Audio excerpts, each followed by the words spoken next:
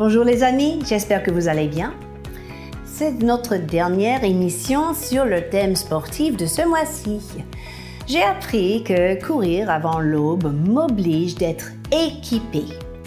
Pourquoi? Parce que quand il fait toujours nuit, il y a des dangers. Il faut être vigilant, il faut être équipé pour éviter des accidents. Alors, c'est pareil pour notre vie spirituelle. Il faut savoir s'équiper pour la course que le Seigneur nous a confiée. Par exemple, je ne vais jamais sortir courir sans ma bouteille d'eau. Effectivement, on a besoin de s'hydrater pendant la course, n'est-ce pas? On doit bien manger pour avoir le carburant. C'est pareil spirituellement. Parfois, quand il fait toujours nuit, je mets une lampe frontale pour voir le chemin. Eh bien, la parole de Dieu est pour nous une lampe à nos pieds et une lumière pour notre sentier, n'est-ce pas? Il faut également s'équiper d'une baume pour les lèvres ou bien même, je dirais, le cache-oreille quand il fait froid, sinon on souffre. Mais je vois un parallèle même pour le cache-oreille parce que parfois, vous et moi, les amis, nous sommes obligés de cacher nos oreilles, les couvrir de toutes ces paroles toxiques, négatives, accusatrices, critiques, destructrices qui nous entourent. Alors de la même manière, il y a d'autres moyens de s'équiper pour la course et j'aimerais clôturer notre petite série avec cela. Vous voyez, le problème c'est que parfois on possède tout le nécessaire pour achever notre course, mais on ne se rend pas compte.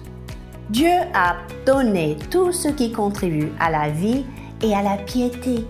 Nous possédons déjà, grâce à l'œuvre de Calvaire, ce qu'il nous faut pour achever notre course.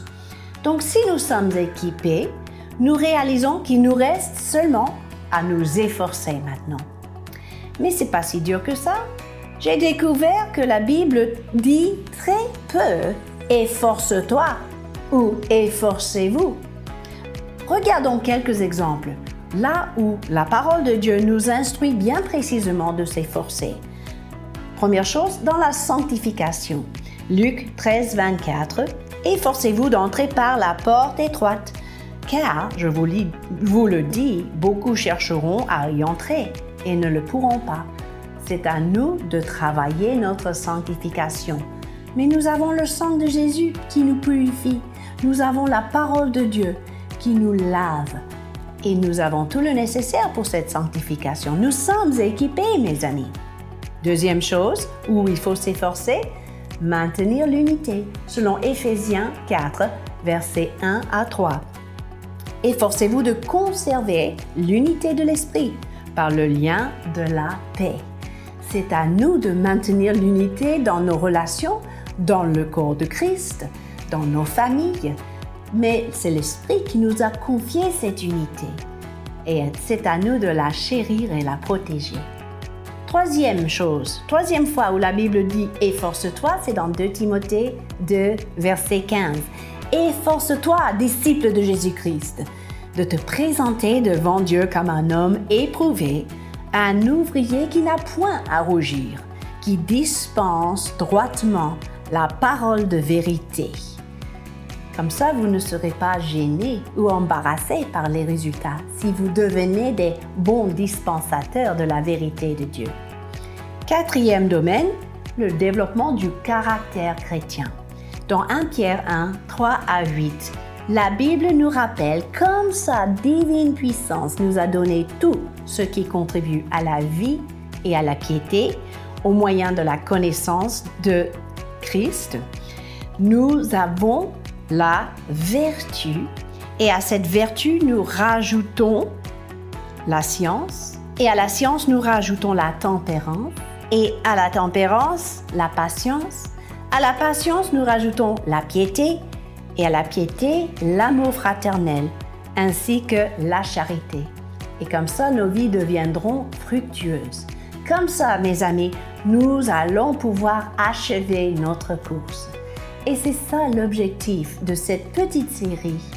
Réalisez que vous et moi, nous sommes créés pour courir, créés pour achever notre course.